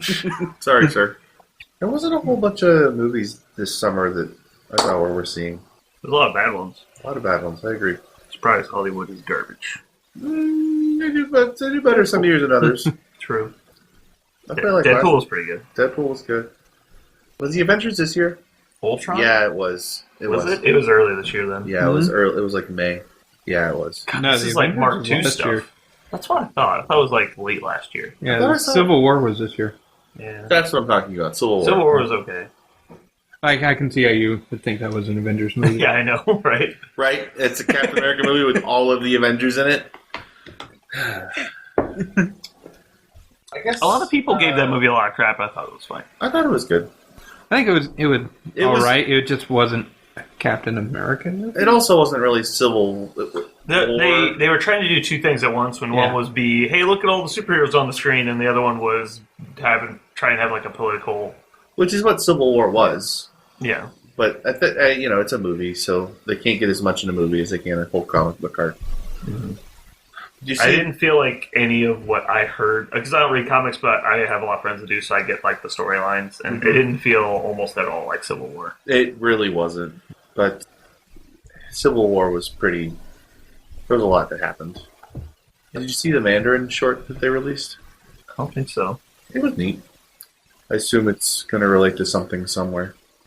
Mandarin is like the sorcerer guy, right? Yeah, the bad guy in Iron Man 2. Or like the actor that was playing. He was an actor that was playing the Mandarin. I don't think I saw the short then. It just came out a couple weeks ago. Oh, that's why. I thought you meant it was at the end of the movie. No. You take Blessing with Resnick? Or do you just take like a Guardian? Oh, fuck. Guardian's only 2 points more than Blessing. Yeah, I would probably just take Guardian. Seems good. Nope, Guardian. Holy shit, he used to be like really expensive. 15 points. That's not bad. POW 18 reach spear. Set defense, too. And brutal charge. Or Powerful powerful charge. And crit pitch. That's how Jeremy killed me last night. I guess Jeremy just qualified for Warmachine Weekend. Yes, he did. Damn it. There's a lot of 15-point meat-off jacks. It's, Kador has like... it's weird, because a lot of factions don't have any heavies in that slot. Kador doesn't have one. Legion but doesn't they've have got a any. bunch at 16.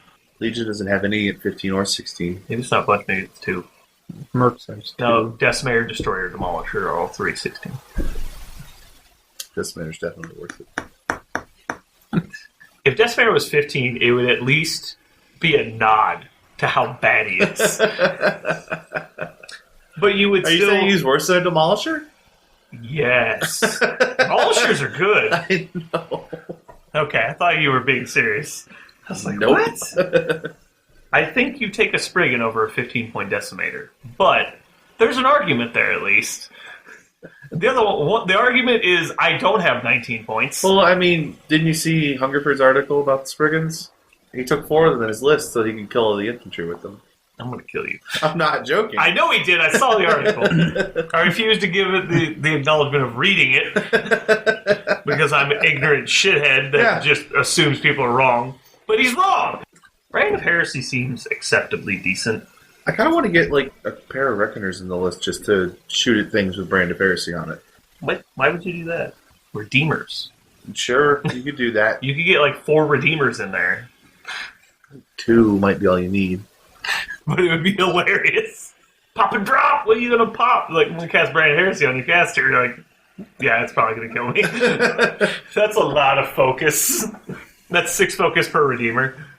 It's not. It's not additional die. It's boosted. It's. I thought it was additional die up the lowest. No, it's boosted attack and damage rolls. What? Yeah, that's why I said Redeemers. Okay, yeah, Redeemers. You're like, what's that? That's a Colossal? It died. It's not snakes. It's his battle group, right? It gets it. Battle group, yeah. Including himself. So if he gets a charge in there for free, I mean, it's not nothing. It almost sucks because like you have that one focus on the Redeemer that you're just kind of wasting. Yeah, that's terrible. You're insinuating any other Jack wouldn't be in the exact same boat. I mean, if there's like a reload one Jack, Yeah, there's a lot of those that mean off. there's not. Yeah, like I would say a pair of Redeemers. He has a really good spell list if he was like Focus 12. It's true. And actually, his spell list isn't really expensive. It's just got A lot of spells good spells that he on wants it. to cast. Yeah, Brand of Heresy, Engine Destruction, Hex Blast, Ignite, and Perdition. I might take a pair of Guardians actually. Or just put him in range. I don't know if I want to do that. His feat's called Judgment Day. His feat's really good. It's okay. Like if you're having problem with a bunch of Kador heavies, take Resnick one. Oh, I didn't know it stopped allocating. Uh-huh. Ooh, it's pretty good. Uh-huh. It didn't used to stop allocating. It did not. It used to just drop Focus and Fury. Pretty good. Okay. So, obviously, you charge their caster, feat, cast Ignite, upkeep Ignite, cast Engine of Destruction, and then cast Brand of Heresy. On the caster? And then kill them. With the one focus you have Well, it's left? okay, because that's 2 fully boosted POW 20, MAC 10, MAC 11 attacks. I mean, it's still pretty good. And they can't stop any of it. I mean, they could have Banishing. No, they couldn't, because it drops upkeep spells, doesn't it? Feat doesn't. Oh, I thought it stops it from upkeeping them. Cannot upkeep.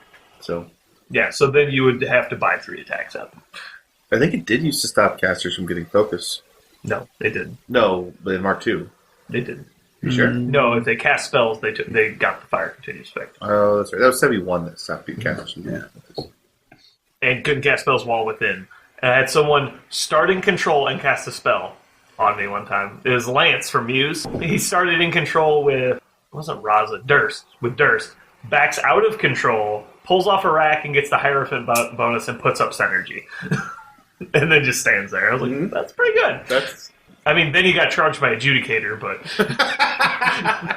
So it was Raza? No, it was 71.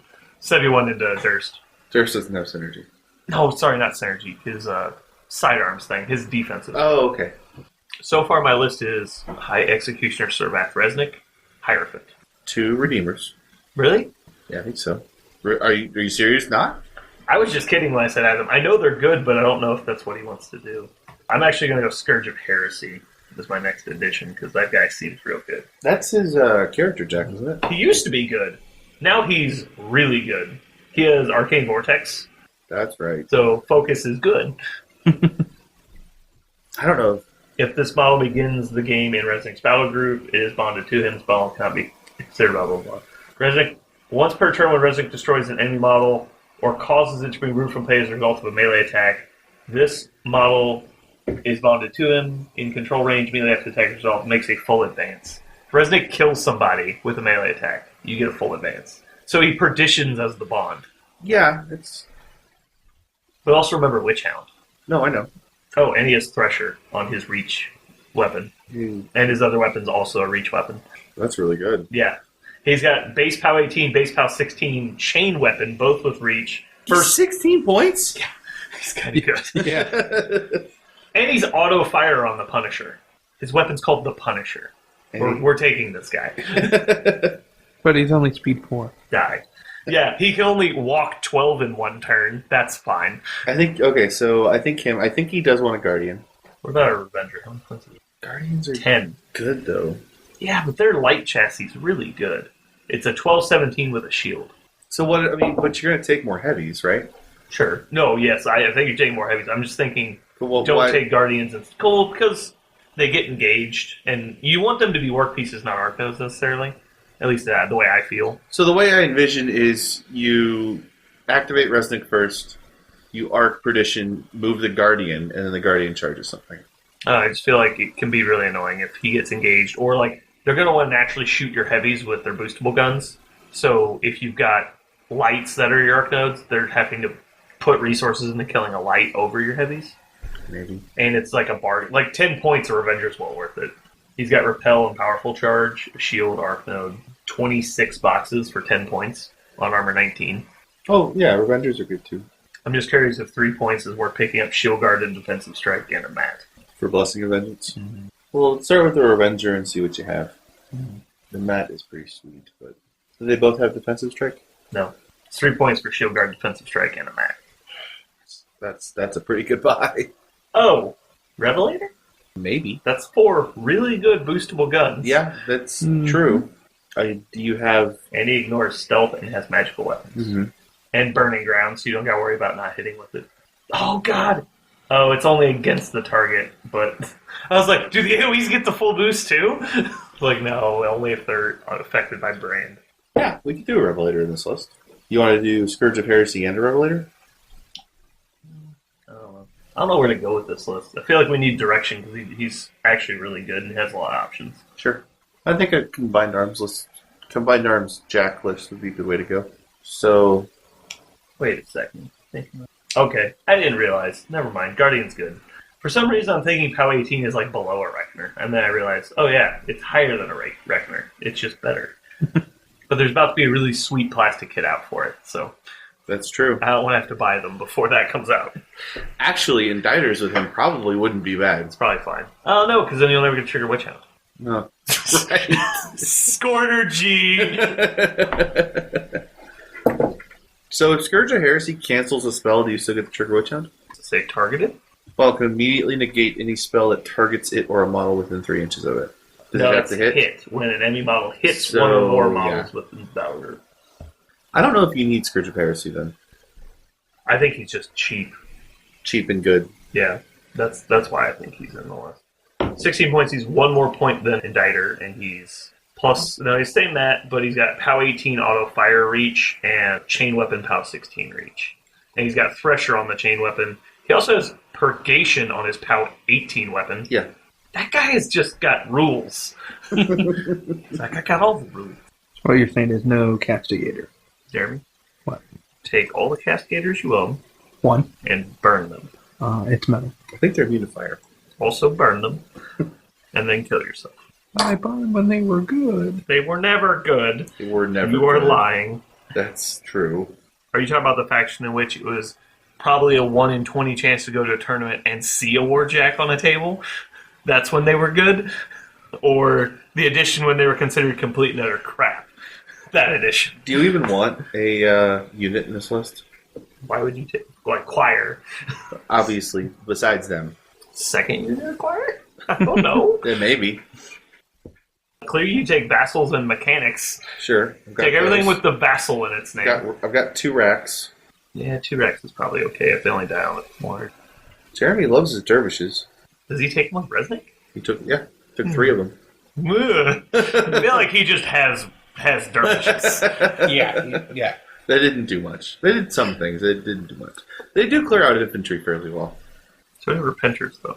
So do Purifiers, So actually. do Redeemers. Yeah, let's just put Redeemers on this list. Hey, that's a really sweet unit of Carax you got there. Not Carax, sorry. Cataphracts. Yeah, can't be Karax. Just evaporate them. Well, no, you could still kill them. Just have to... You would just have to take more attacks than you want. Here's a unit you should probably take. Ion Bolt. Attendant Priest. Yeah, I know. No, but like, yeah. Are you really just shooting heavies off the table? Shooting Colossals off the table. There are no Colossals in Mark III. That's not true. Some people take Colossals. I've seen way more Gargantuans than I've seen Colossals. That's true. That doesn't make my argument invalid. You really want a Revelator in this list? He's good. I don't know that you need it. Yeah, I don't... Nothing is jumping out at me with, like, some cool synergy. It's just... Here are models that are good with a caster that is good. Yeah. I probably just don't know them off well enough. Though, I mean, if you feat and take a Warlock's Focus and then you have a bunch of Jacks with guns, you will probably kill them. Mm-hmm. Attendant Priest can give them untargetable by spells, and then so she can stealth them. Kind of cute. It's not nothing. It is expensive, though. 11 It's only points? 3 points, so it's 11. A Redeemer's 11 points. It's true. POW 16 Redeemer's pretty sweet. Mm-hmm. Boosted POW 16 Redeemer. Seems fine. So right now I've got a Hierophant, a Revelator, Scourge of Heresy, a Revenger, 2 Redeemers, 2 Vassals, 1 Mechanic, 2 Racks, and Choir. How many jacks? 5. Full choir? Full Choir. Yeah, that's pretty much all your points. It is. It is actually exactly all of my points. It's convenient. It's the... Kind of wish you had another mechanic in there. I kind of don't want the Revelator. Take Revelator up. I think I want some more, like, angles with Perdition. And the Judgment's actually pretty good with Perdition, because he likes getting within 5 inches of people. It's true. And then your Reckoners go up to like POW 18 guns. You don't have any Reckoners, but you can take one. I built a 71 list with Reckoners in it. It was like 3 Reckoners and Hand of Judgment, and we did the math on it. And it's like scary good at just blowing up heavies with guns. And with Flare in the list, it gets really annoying to try and not let them die. That gives you Redeemers. Also, coming at you the next turn, his feat makes it to where the retaliation's really weak. Instead of... I know Scourge is very good, but if you're going to do Hand of Judgment, do you want to just take a second Reckoner? Yeah, I think if you're doing Hand Judgment, you sell out. Is he just worth the points on his own, though? Dan? Yeah, he used to be. I don't know if he is. 18, spray 10, POW 13. So that's POW 17 if they're within range of him. And he's got a POW 18. Flame Burst and Crit Fire. He gets to charge models that are on fire without spending focus. But you don't really have... Feels like a Rechner lights someone up. If it crit. Ooh, you could take a Sunburst Crew. Is it auto fire? They're only 5 points. I feel like there's a whole shitload of meat off dojo that hasn't been done yet. Like, I was thinking about, I watched, who was it? Someone played Vindictus. I can't fucking remember who it was now. Oh, it was Trevor. Trevor played Vindictus. But I was thinking about him with, like, TFG is really fucking annoying. Because putting Penitence on TFG, we're like, oh, you killed me, well, you die too. Like, oh. Fuck. Like, there's a lot of TFG over there. Or doing it on Zealots. Because he has cul-de-sac Zealots already. Yeah. So he's like, oh, look, you killed him. You killed him. And you killed him. Well, your guys die too, and then I'll feed them back. And you're like, son of a bitch. Shit. That was bad. Yeah, this is a horrible trade. You gonna shoot him again? No! Well, they're gonna kill you. Like, shit! I'm gonna take a free strike here. Alright. Oh, no! I'm not... So my guys are dying. Because it doesn't say melee attacks. It's like, oh. I know. That spell's dumb. I know. There's a lot of gold in Menoth. It's almost like an embarrassment of riches right now, I think, because you're just like, well, yeah, Vindictus and Resnick one, and those guys are all sweet, but Sevi 2. Yeah, like Sevi 2 and, like, High Reclaimer. Yeah, and High Reclaimer and Thyra, and, like... Whoa. I don't know, a lot of the list, and it might just be people I've played against, but a lot of the lists I've played against feel really uninspired. Like, they're not inventive, they're just, hey, look at my good stuff. I mean, that's... Yeah, I agree. We were talking about that on chat today, because we were doing some Ret Dojo for Alara. It basically just ended up being Sentinels and Griffins, because those are good. So take them with the caster, and it's good. Take those with your maybe good caster and see if it's good. Right. And so, but we were just kind of complaining, like, well, that's like every Ret list. I don't know if that's a Mark III thing, or if it's just... I think that's a carryover Mark II thing, and people just don't know how to build Mark III lists yet. Because the really good Mark III lists are like, look how all of these things really work together. And it's not like, hey, all these things do the same thing. It's all these things really help each other. And those are the lists that, like, that list's fucking annoying. Yeah, I mean, that's why I feel like I build a lot of lists in Legion. Mm-hmm. But I know Legion backwards and forwards. I don't know Ret backwards and forwards. I don't know Menoth backwards and forwards. Right. But I feel like the Have factions in the previous editions, and Legion's probably the exception just because of their playstyle, but it was, hey, look, I'm going to click the Add Good Things button, and here's my list. Like, it felt like that a lot towards the end of Mark II. Sure. Like, E, obviously, Meat Mountain. A lot of Khador lists became, hey, look how many Iron Things I can put on the table. What was that Butcher 1 theme force? Oh, Claws of the Dragon. Yeah. Yeah, 3 units, Great Bears, 2 Iron Fang Kovniks, and Manhunters, Yuri, and, like, a Juggernaut. Yep. Like, that was the list. It's a good list. It actually was It's a pretty really good annoying list. when you have 3 units of Black Dragons past the center line on turn 1. Yep, and then they're all going to mini-feat turn 2, and they're going to murder you turn 3. Or probably turn 2 also. Oh, it's fucking terrible. Is it really that? It's okay. It's not as good in my opinion. We're going to kick it up a notch. There you go. A notch. Cinnamon-y flavor, so I'm adding cinnamon. This is the most cinnamon-flavored thing I own. Fireball? It's cinnamon flavored! Yeah? So don't judge me. I did. A little bit. There's a little bit. Maybe not verbally. Now I gotta swirl it around. That first drink could be pretty rough. Actually, it's way better now. Is it better? I bet it is. Because it doesn't taste like shitty cinnamon, it's like cinnamon with a kick. Does it taste like an apple pie now? Actually, it If kind it of does. did, that would be super dangerous. It kind of does, actually. You want to try it? Sure. Alright. Yeah, I kind of like that. It's not bad. So this, if you have the optional one handle of Fireball with you, and if not, crisp apple.